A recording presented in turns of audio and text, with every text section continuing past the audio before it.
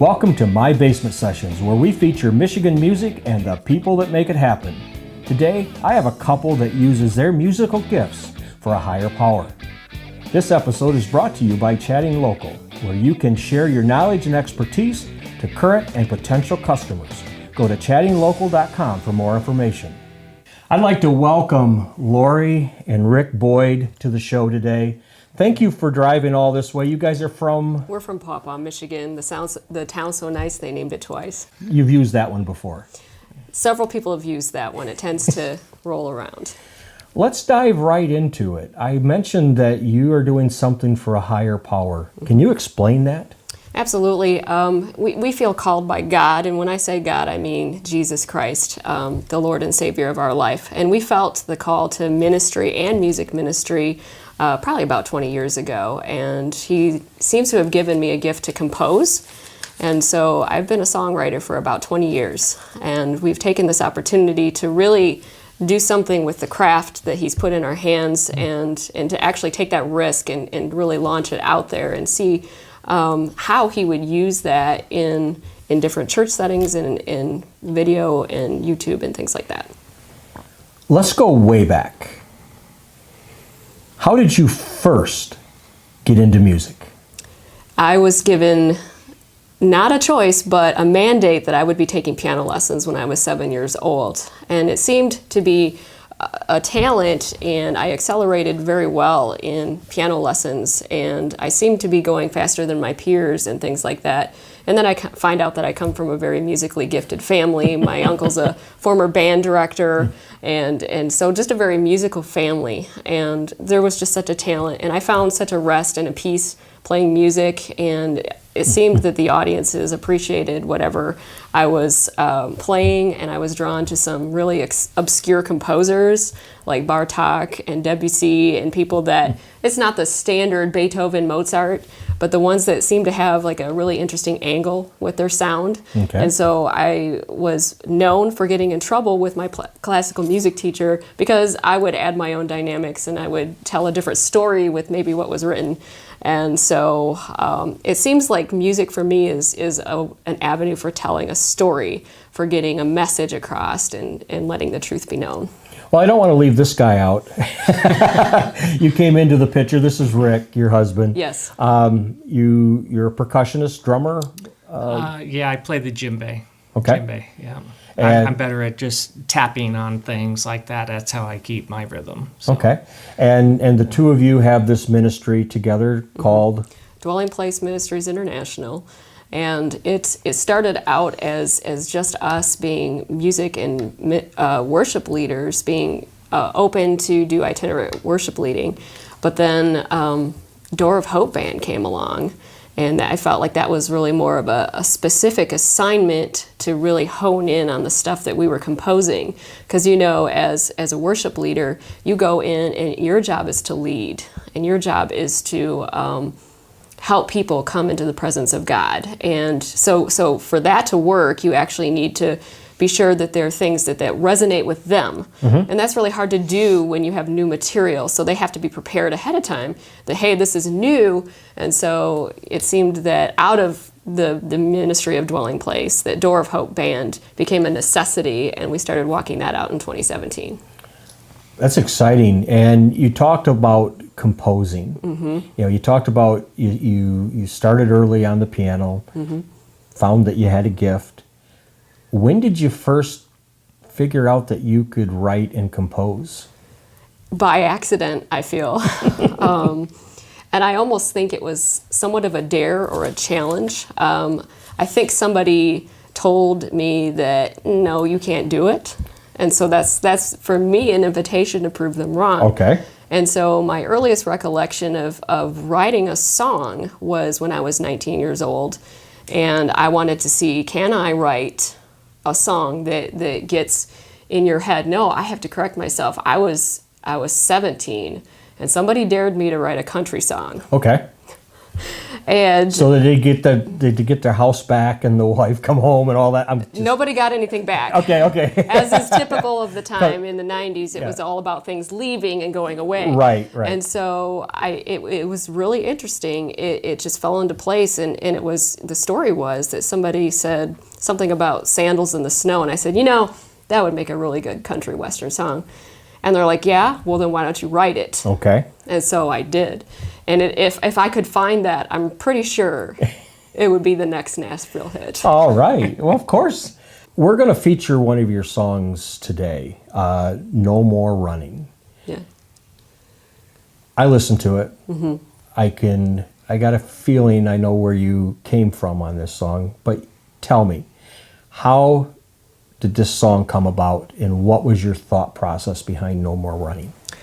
Well, No More Running is a very personal owning up to the fact that it's time to get things right. It's time to not hide from who you really are.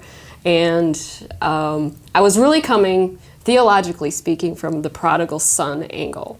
But for those people that don't know what that is, it's about a person that is tired of outrunning themselves. Okay.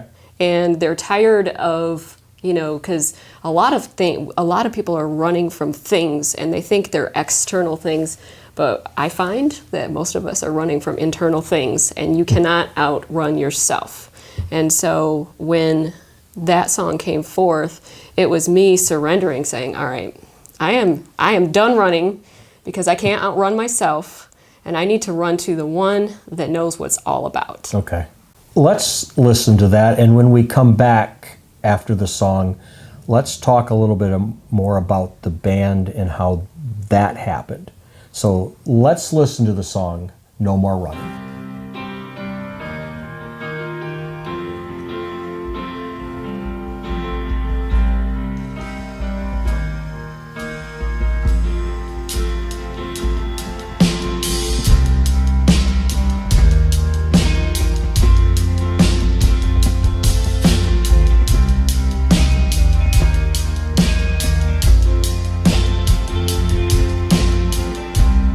I have come to the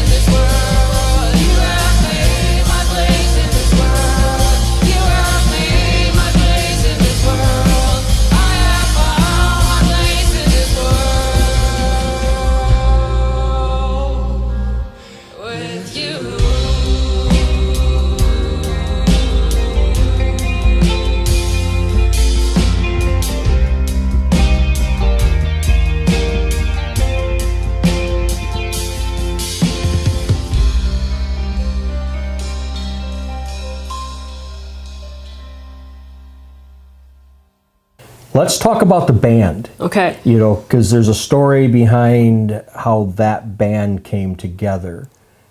Can you tell us? Absolutely. So again, even more on a dare, we had these songs and they kept coming.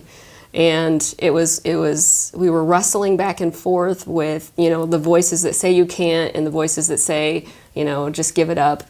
And so we made a decision out in our driveway in Paw Paw that, what, if I could just do whatever I wanted to do, I would just see how far this would go. And so Rick's like, well, why not? Why don't we just go for it?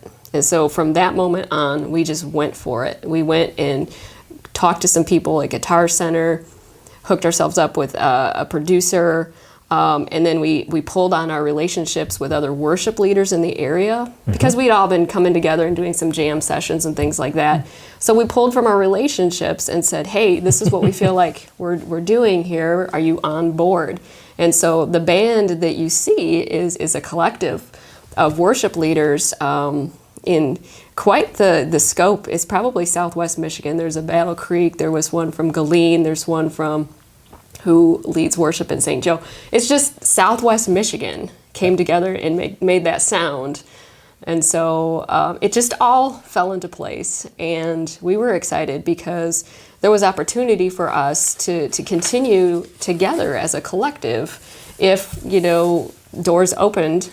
And so we, as they open, we come together and we just recreate those sounds. Well, thank you for coming in and being part of my basement sessions. Follow us on YouTube, subscribe to our channel, hit the notification, that little bell there so that whenever we put out new material, and please share it with your family and friends and anybody that likes Michigan music